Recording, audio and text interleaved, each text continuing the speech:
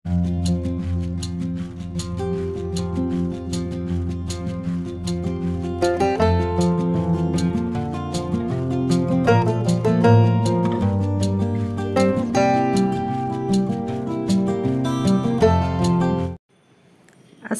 আলাইকুম, কেমন আছেন সবাই?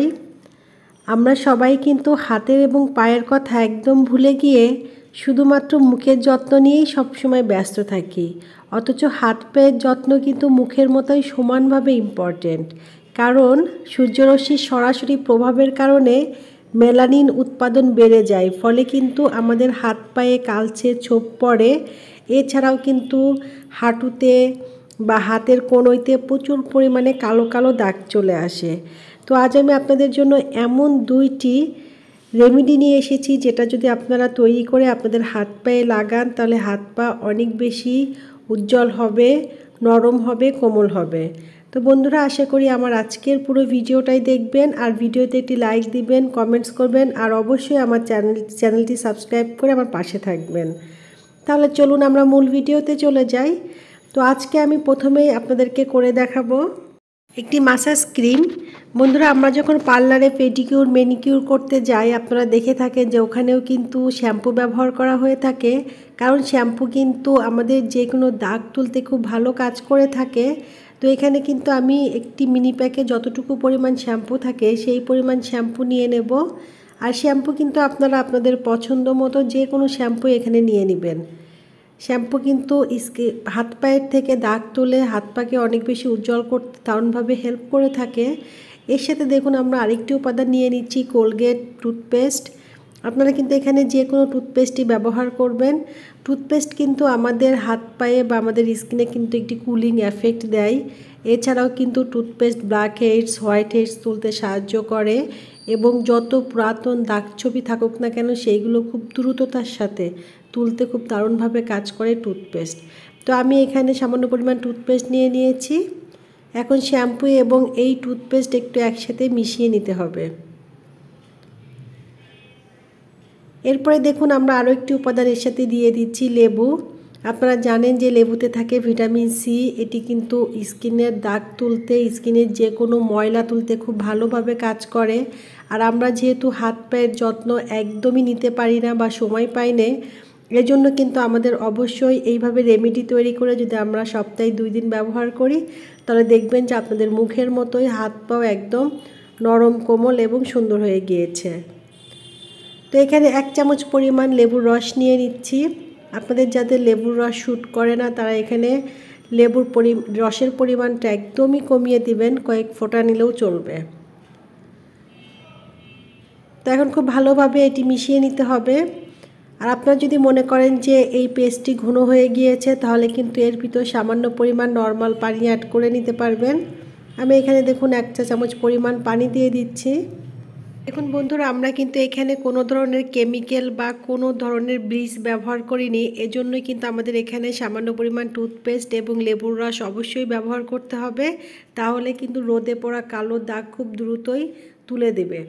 তো দেখুন আমি কিন্তু আমার হাতে ব্যবহার করে দেখাচ্ছি। আপনারা কিন্তু আপনাদের হাত, পা, এমনকি আন্ডার আর্মসেও এটি ব্যবহার করতে পারবেন। খুব ভালোভাবে পরিষ্কার করে নিয়ে আপনারা কমপক্ষে 5 থেকে 10 মিনিট খুব ভালোভাবে মাসাজ করবেন। আর এই রেমেডিটি কিন্তু অবশ্যই একটি মাসাজ ক্রিম। এরপরে কিন্তু আমি আপনাদেরকে একটি ফেস প্যাক তৈরি করে দেখাবো, যেটি আপনারা আপনাদের মুখে, হাত পায়ে লাগিয়ে নিতে পারবেন। বন্ধুরা, আপনারা যদি একবার করেন তাহলে নিজেরাই বুঝতে পারবেন যে এটি আমাদের স্কিনের বা হাত পায়ের কতটা যত্ন নেয় এবং কতটা পরিষ্কার করে দিবে এবং একটা কুলিং এফেক্ট দিবে, যেহেতু আমরা এখানে টুথপেস্ট ব্যবহার করেছি। আর যত পুরাতন, যত রোদে পোড়া দাগই হোক না কেন খুব দ্রুতই কিন্তু তুলে দেবে আজকের এই যে রেমেডিটি।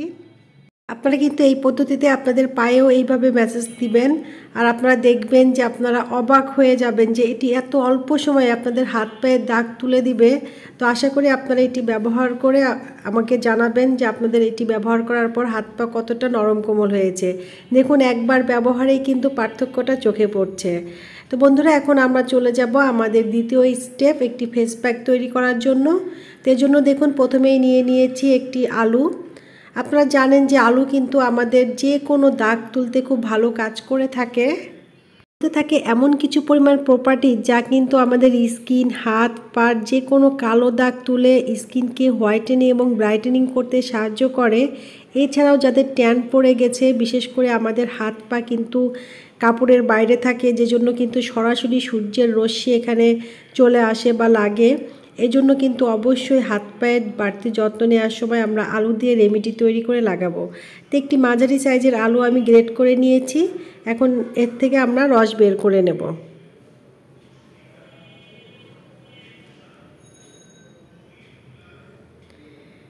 এখনও যাদের কালো দাগছোপ পড়ে গিয়েছে হাতে, পায়ে, আর এই ফেস প্যাকটি কিন্তু মুখেও ব্যবহার করা যাবে। সেক্ষেত্রে মুখেও যাদের কালো দাগ আছে তারাও কিন্তু খুব জরুরি ভিত্তিতে এই ধরনের আলুর যে কোনো রেমেডি তৈরি করে আপনাদের স্কিনে, হাতে পায়ে লাগাবেন। দেখবেন যে আপনাদের স্কিন কতটা গ্লো হয়ে গিয়েছে এবং ইনস্ট্যান্ট উজ্জ্বল হয়ে যাবে।